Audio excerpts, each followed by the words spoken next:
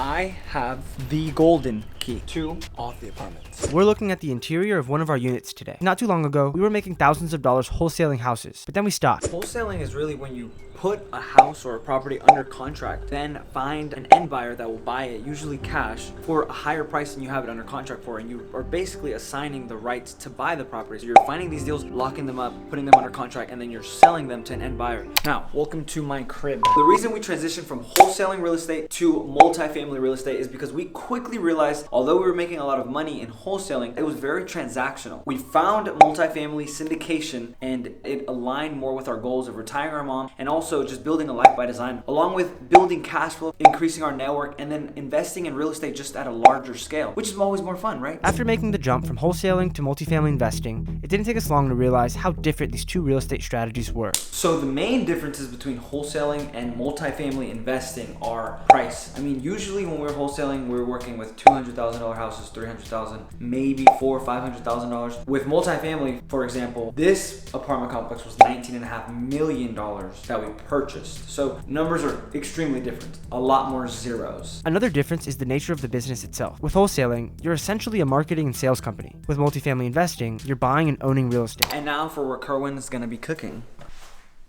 What we did was we listened to a lot of podcasts. We read the best ever apartment syndication book by Joe Fairless. The best book. It's literally like a textbook on how you can become an apartment syndicator yourself. After reading the book, we sought out a few different mentorship groups and joined Jonathan Twombly's group. Kerwin, pop it up on the screen here. Shout out Jonathan. Very awesome group, very affordable. The group really taught us how to underwrite, how to find deals, how to network with brokers, how to call them, but we were still nobodies. We didn't know anyone who was doing multifamily, but we took the leap anyway because life's too short to climb up the wrong tree. And how hard could it be? Hard. It was a lot harder than we thought. We were calling brokers and they would ask us like, hey, what have you guys done? And we told them, yeah, we were wholesalers. We flipped houses. We had rentals. But when you're calling them about a multi-million-dollar apartment complex, they want someone that's actually done it before. And if not, then someone that has the liquid cash that can just buy it. But that wasn't the case with us. We realized we need to find someone that can partner with us, that we can leverage their experience, and that's what we did. Kenny had to look at a lot of deals in order to find one that made sense. More specifically, industry standard, I guess you could say, is you look at 100 deals, 10 of them pencil out or actually make sense for your returns. With those 10, you probably submit on all 10 of them. And then out of those, you'll get one accepted. So 100 deals. I actually underwrote 150 deals to find this deal. So how do we find these multifamily deals? Brokers are actually the gatekeepers in multifamily. They're the ones that control all the transaction. They have a really good pulse of the market. Networking with them, making sure that they know we're looking to buy, is how we get potential deals, which we underwrite and then get properties to invest in. After underwriting hundreds of deals, touring dozens of properties, and spending months in a weird limbo where we spent a fair amount of time walking our dog Biscuit and staring at the ceiling, we found a deal. Follow me, guys. Follow me. We started looking for our first deal in January 2021. Found our first deal in May of 2022. So a year and a half after looking for our first deal, that's how long it took us to find this deal. And you found a spider. He thinks it's cool. Thought it was worth recording. Stop. All right. Sorry, spider.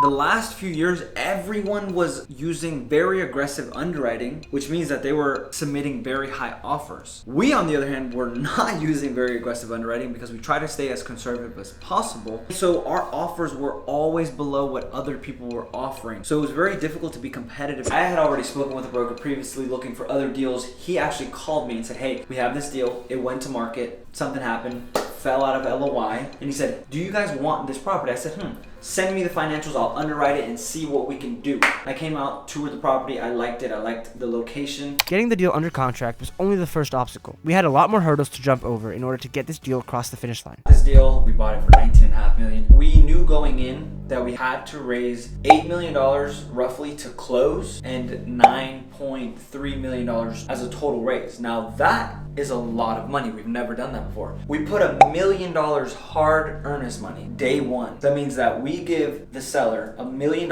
into escrow, but if we don't close for whatever reason, whether it's financing, we don't raise, or we just want to back out, we could just kiss that money goodbye. We submitted an offer, it got accepted. All right, let's go to the other room. Make sure we turn off the lights because we actually own this, so light bill. Hey there. So when we went under LOI on this property, I was 23 and my brothers were 20. So imagine that. We had to raise $9 million as a 23-year-old and a 20-year-old who's gonna take us seriously? So obviously the challenges, it goes without saying. We had experienced partners. We leveraged them. That's how we were kind of able to show credibility and show that we could actually make this deal come to fruition. This deal took us a lot longer than we had anticipated. We were under contract in the time when the Fed started hiking interest rates, but we still got the deal done. We raised the money and we closed on it. Here we're gonna be painting, adding amenities, doing interior renovations so that we can support higher rental increases. There were many lessons learned from doing this deal. Here's one for you. Uncertainty comes with the territory, so there's no point in living in fear and driving yourself crazy. We've never raised that much money for a deal and actually close on it. And this obviously will give us confidence going forward. So it was just a proof of concept, confidence booster. Now that we've done a few multifamily deals, we're ballin'. Just kidding. We still got a long way to go before we become financially free, but some things have changed for the better. Now, brokers are starting to realize that we can actually do it. Although I'm 24 years old and my brothers are 21, barely legal to drink, although we don't. Brokers are actually starting to take us more seriously. This deal gets us one step closer to retiring our mother and getting financial freedom and living a life by design. Whenever we're done with this project, we assume we'll sell, hopefully at a profit, and then we'll be able to take some of that profit, hopefully roll that into another project and continue on from there. And for any newer multifamily investors out there, find a mentor/partner that's willing to partner with you on these projects. And as for the unit tour, it's over. This key right here is my favorite key in the whole world, but I have to give it back.